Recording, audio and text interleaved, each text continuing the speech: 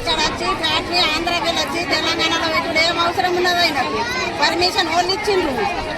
ఇట్లా పర్మిషన్లు ఇచ్చుకుంటా మంది లేరని ఎవరు ప్రాణాలు ఇస్తారు గవర్నమెంట్. మేము ఎట్లా బతకాలి? మేము వ్యవసాయం చేసుకునే వ్యవసాయం మీద ఆధారపడి ఉన్నాం. ఇప్పుడు మేము పిల్లలను అమ్ముకున్నామంటే వీళ్ళు అమ్ముకొనే బతకాలి.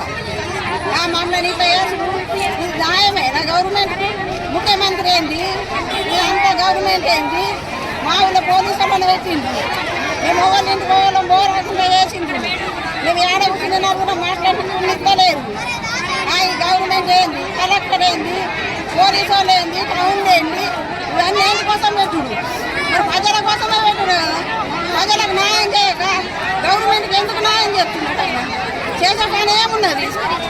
మరి ఆంధ్రాలో పెట్టుకోవాలంటే ఈ తెలంగాణకి ఎందుకు రావాలో? మా పిల్లల భవిష్యత్తు ఏం కావాలో? మేమేం కావాలో?